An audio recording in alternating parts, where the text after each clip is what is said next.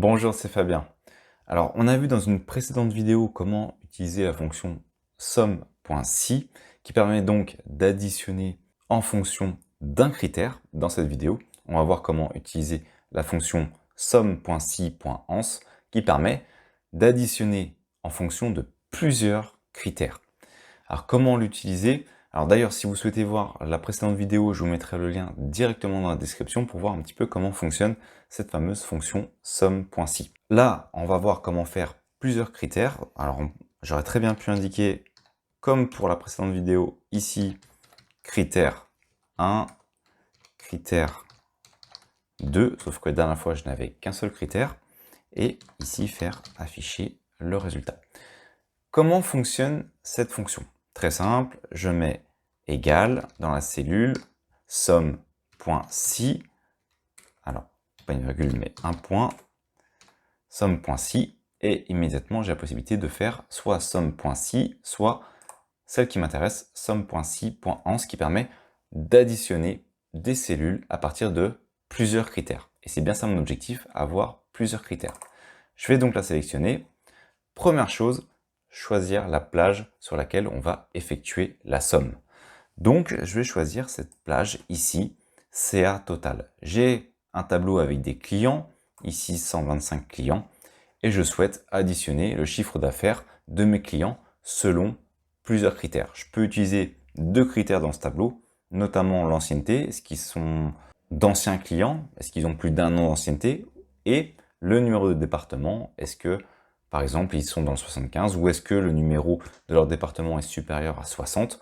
Je peux choisir ainsi différents critères. Je vais donc utiliser mon premier critère, je fais point virgule, et j'utilise la plage de mon premier critère. Cette plage, ça va être le département sur lequel je vais pouvoir indiquer un premier critère. Pour faire très simple, je vais indiquer maintenant un critère. Donc je vais, pour cette première plage, indiquer un critère qui va être un numéro de département supérieur à 60. Il faut le mettre entre double côtes.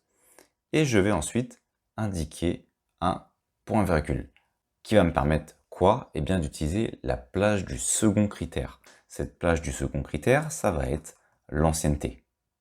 Je la sélectionne et je vais donc utiliser un critère point virgule. Le critère sera que l'ancienneté soit supérieure par exemple à 1 an, autrement dit que la cellule soit renseignée par un oui. Je vais donc fermer ma parenthèse et je vais faire entrer. Et j'ai donc désormais deux critères. Autrement dit, il faut que le numéro de département soit supérieur à 60 et que l'ancienneté soit supérieure à 1 an, ce qui est représenté par le mot oui. Je peux également modifier directement mes critères ici. Je pourrais dire critère 1 supérieur à 60 et je souhaite que le critère 2 soit équivalent à oui. Et tout simplement, je vais remplacer ici mon premier critère en sélectionnant ma cellule G1 et mon second critère que j'avais renseigné entre guillemets en dur directement dans ma formule par la cellule qui se trouve ici, donc G2. Et j'ai bien le même résultat, sauf que désormais, je peux modifier directement mon critère ici. Si je mets non, on peut voir que je n'ai pas de clients qui ont une ancienneté inférieure à 1 an et, dans le même temps, un numéro de département supérieur à 60. Je peux également indiquer oui et je peux indiquer que je souhaite avoir uniquement les clients qui se trouveraient dans le département 75. Je peux également voir si j'ai des clients qui ont un numéro de département qui est supérieur à 75. Et si on vérifie ici, j'ai donc un résultat de 0, autrement dit, je n'ai pas de client qui aurait un numéro de département supérieur à 75 et un critère oui en termes d'ancienneté. Et si je regarde d'ailleurs, je n'ai absolument aucun client qui a un numéro de département supérieur à 75. Donc, ma formule fonctionne. Alors si vous souhaitez, vous pouvez également utiliser directement la fonction insérer une fonction. Dedans, vous indiquez somme et vous faites rechercher et vous avez ici somme.si.ans et vous pouvez donc choisir ici la plage sur laquelle va se faire la somme, ça revient exactement au même, c'est juste que vous avez une interface graphique en plus. Ici, la plage sur laquelle le premier critère va s'appliquer, je pourrais donc prendre le département.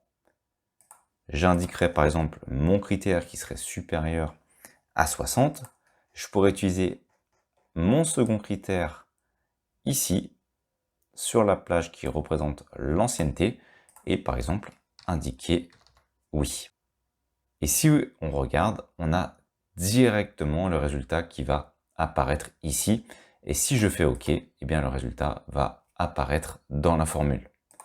On peut vérifier en prenant le même critère, hop, on peut voir que j'ai le même résultat, ce qui est tout à fait logique. Voilà, donc j'espère que cette vidéo vous sera utile pour que vous puissiez utiliser, additionner des sommes en fonction de plusieurs critères. Abonnez-vous à la chaîne si cette vidéo vous a été utile. Ça vous permettra de découvrir les prochaines vidéos. Et moi, je vous dis à bientôt pour une nouvelle vidéo.